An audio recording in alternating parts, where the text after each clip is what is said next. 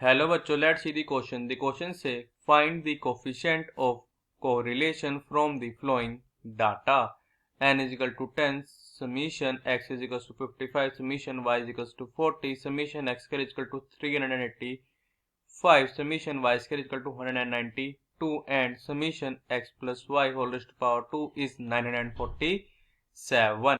हमको फाइंड करना है coefficient of correlation from the flowing data. जो हमारा गिवन क्या है, n is equal to 10, summation x is equal to 55, summation y is equal to 40, summation x is equal to 385, summation y is equal to 192, summation x plus y complete square is equal to 947। Firstly I will tell you की concept, और की concept आपकी help करेगा इस question को solve करने में। तो की कॉन्सेप्ट हमारे पास ये है कि हमको पता क्या, जो हमारा क्या आता है, कोफिशिएंट किसका ऑफ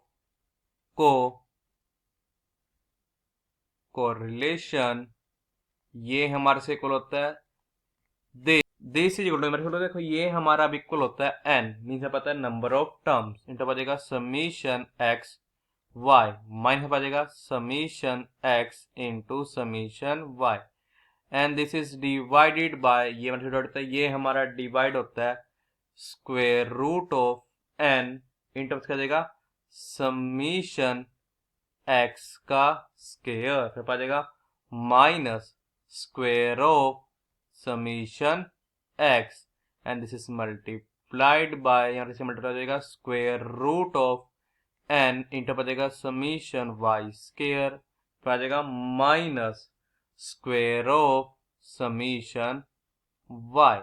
अब हम क्या करेंगे, इसकी कॉन्सेप्ट की हेल्प से अपने क्वेश्चन को सोल्व करें। हमारे पास चीज गिवन है कि जो हमारा समीशन है x प्लस y इसे कंप्लीट का square, this is equal to 947 के। यहाँ क्या पड़ेगा, दिस इंप्लाइज दैट की समीशन पड़ेगा x square plus y square plus बचेगा 2 times of x y, this is equal to 947।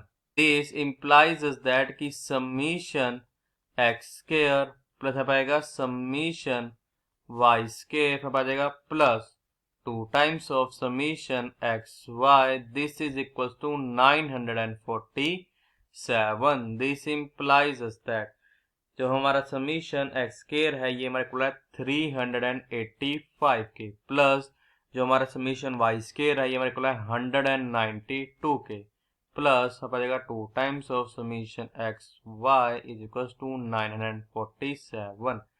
This implies that की 2 times of summation x y is equal to 947, आ जाएगा फिर माइनस 385 माइनस आ जाएगा 192।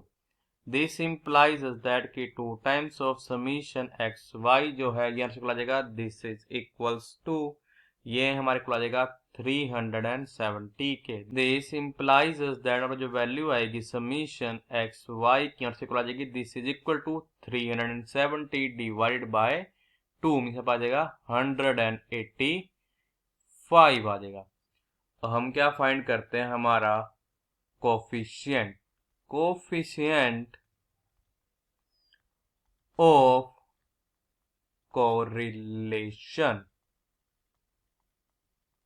ये हमारे से आ जाएगा, दिस इज इक्वल टू, अगर अपने की कॉन्सेप्ट का यूज करने से लगेगा n, मीन्स यहाँ पे गिवन क्या है, n हमारे से इक्वल है 10, क्या आ जाएगा 10 multiplied by summation x y जो कि हमारे इक्वल है 185 के, आ जाएगा माइनस समीशन x जो कि हमारे से इक्वल है 55 के, इन टर्म्स हो जाएगा समीशन y जो कि हमारे से इक्वल है 40 के, and this is divided by रहेगा square root n means 10 into बचेगा समीशन x स्क्वायर जो कि इक्वल है 385 के, बचेगा minus square of summation x।